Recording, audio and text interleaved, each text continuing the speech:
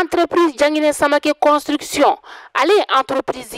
entreprise mini analendo malien de uni tungarange ulafiyali kama sojoko la e maa min be no i ka dugukolo b'i bolo i b'a fɛ k'a jɔ ka sɔrɔ i ma tɔɔrɔ i ma degun ni ka a sɔrɔ a la i jigi kɛ entreprise DSC construction ale a bɛ nimisi wasa ni ka o di ma dugukolo b'i bolo a plan bɔcogo o t'i kɔnɔ entreprise Jangine Samake construction bɛ so plan ni ka olu bɔ BTP u b'o kɛ o bɛ topographie ni ka o fɛnɛ kɛ o t'a bannen dɛ e maa min bɛ yen nɔ ko so jɔlen bannen b'i bolo luwansew de b'a kɔnɔna la i tɛ fɛ i ni luwansew ka se ɲɔgɔn ma so sarako la o tuma la entreprise Jangine Samake construction bɛ taa i ka so luwansew minɛ ni ka n'a d'i ma fo i sigiyɔrɔ la ka sɔrɔ i ma gɛlɛya ni ka o sɔrɔ a la aw maa minnu fɛnɛ bɛ yen nɔ aw bɛ fɛ k'aw ka so k'a jɔ ka kɛ villa simple ye k'a kɛ étage duplex ye ka plan ɲɛnamaba bɔ a la entreprise Jangine Samake construction u nalen don o bɛɛ lajɛlen kama o tuma la sa aw bɛ ka mun de kɔnɔ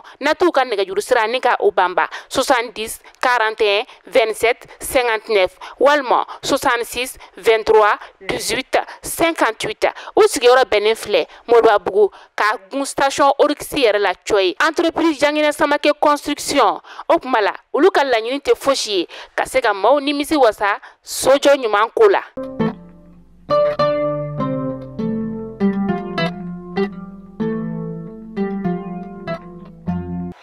Bi araba juin kalo tile 5 san 2024 aw minnu b'aw sigi k'an filɛ sanga n'a ka wagati an ka bɔlɔlɔ sira kelen na bɛɛ lajɛlen kan Mali kɔnɔ yan ka taa se Mali kɔkan ma an bɛ aw bɛɛ lajɛlen fo aw ka wagati o cogoya la kunnafoni ale waati selen ne a y'aw bisimila.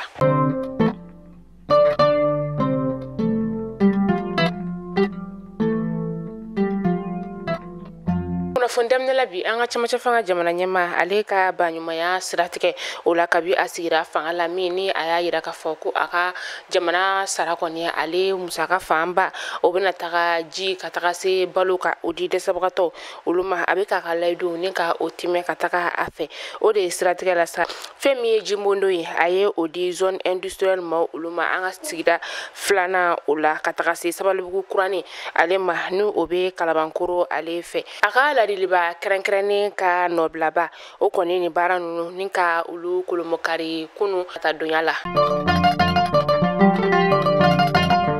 Juin kalo tile 4 san 2024 walasa ka se ka lujuratɔw ni ka olu dɛmɛ u ka seli musakako koɲɔ olu la Mohamed Samaseku n'ale sigiyɔrɔ bɛnnen bɛ Dubai ma ale ye bagan ni o ye saga 100 ka o di lujuratɔw ka ɲɛma ma k'a ka tila lujuratɔw olu ni ɲɔgɔn cɛ walasa u se ka lafiya sɔrɔ seliba ale laya ko la cogoya min na nin kɛra nisɔndiyaba ye lujuratɔw olu bolo hali maa dɔ bɛ se k'a bila minɛn min o de la o ye dɔw donkɛ ka ɲɛsin Mohamed Samaseku alima ani a ba banbagatɔ ni o ye Ajan Njayi ye ko Ala ka baara dali nɔgɔya ani alisilamɛ fure bɛɛ lajɛlen ye. Tamani ka kunnafoniyaw olu kɔnɔna la mɔgɔ 3 de tun bɛ katakatani ale kɔnɔna la min ni taji kɔni tun bɛ u kunna a maa 3 kɔni bɛɛ lajɛlen kɔni fagara tɛnɛn tɛmɛnen a kɛra dugu min na sa o de ye Tumutokoro dugu ye Tumutokoro ale bɛ koro o lamini na ni wagati in na ni maa minnu kɔni ni olu fagara u fagakun yɛrɛ kɔni o ma dɔn ani maa minnu kɛra sababu ye ni ka olu faga olu fɛnɛ kɔni ma ye o don kɔfɔlen kelen in fɛnɛ na fɛn min ye Masinakaw olu fɛnɛ fɛ u ka sɛnɛkɛla 2 fɛnɛ kɔni fagara ni maa ninnu kɔni fɛnɛ fagara Tonkolonkura dugu o la Tonkolonkura ale bɛ Kolongo sigida o la u fagara maa dɔ fɛntigi lakodɔnbali dɔw olu kɔni fɛ k'u nana bolimafɛn sen 2 de la seero olu y'a yira k'a fɔ u kɔni nana ka ni maa ninnu kɔni faga ka u to ka maloforo o de kɔnɔna la ni ka sin ka mugujugu yɛrɛ kɔni wuli u la ka sɔrɔ ka boli.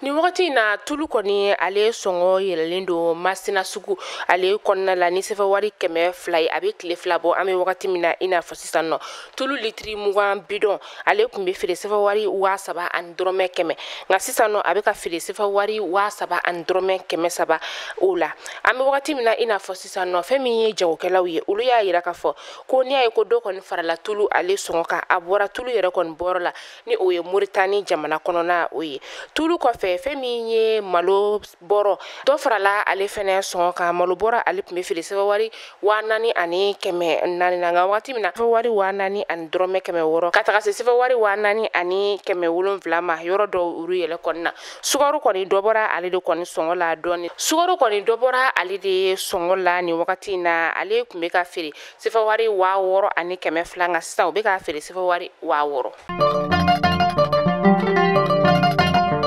Maa caman de bɛ yen nɔ bingani wale taara ka olu sɛgɛrɛ juin kalo tile 3 tɛmɛnen. A kɛra Kungo ale bɛ Goyima sigida o la. Goyima bɛ Gawo dugu o la. A yirala k'a fɔ ko maa marafɛntigi lakodɔnbali dɔw de kɔni ni waleya jugu in ni ka ale kɛ seerew olu ka fɔ la ko u ye maaw kɔni bololaminɛw bɛɛ lajɛlen kɔni minɛ u la. Wariw ka taga se telefɔni ale ni bolimafɛn sen 2 ni o ye moto ye. O seere kelenw ka fɔ la tuguni fɛnɛ ka fɔ ko fɛn min ye Goyima dugulamaw olu ye ko o maa ninnu kɔni dɔ de kɔni kɛra sababu ye sa ni ka marafɛntigi ninnu kɔni tori fo ka Goyina maire kɔni ka marifa kɔni ni ka o cala o don kelen o la. O maa marafɛntigi ninnu minnu bɛ bolimafɛn sen 2 la u ye bingani wale ta nɛgɛ kanɲɛ 19 o wagati ka Tonjɛbali dugu fɛnɛ o sɛgɛrɛ. Tonjɛbali ale bɛ Gabiro. Dugulamaw olu y'a yira k'a fɔ ko maa marafɛntigi ninnu kɔni bolila ni dugulamaw ka baganw ye ka taa. An sɔngɔkaw fɛnɛ fɛ yen nɔ bolimafɛn fitinin dɔ ni ale bɛ wele ko minibus o fila fɛnɛ n'ale kɔni tun bɛ ka bɔ Gawokaw olu fɛ yen nɔ.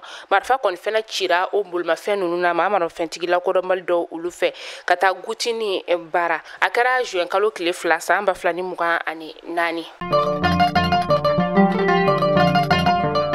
Juin kalo tile 4 san 2024 an ka faaba kɔnɔna la yan nɔ. Fɛn min ye an ka jamana kɔni ye musaka da balo min kan walasa ka se ka feere jamana kɔnɔdenw ma sɔngɔ damatɛmɛ diya o la. A balo kilo 50 bɔrɔ o bɛ ka feere. Balo kɔni bɛ ka feere sɛbɛwari 3000 ani 600. An bɛ wagati min na i n'a fɔ sisan a bɛ ka feere office des produits agricoles du Mali kɔnɔna la ni o ye OPAM ye.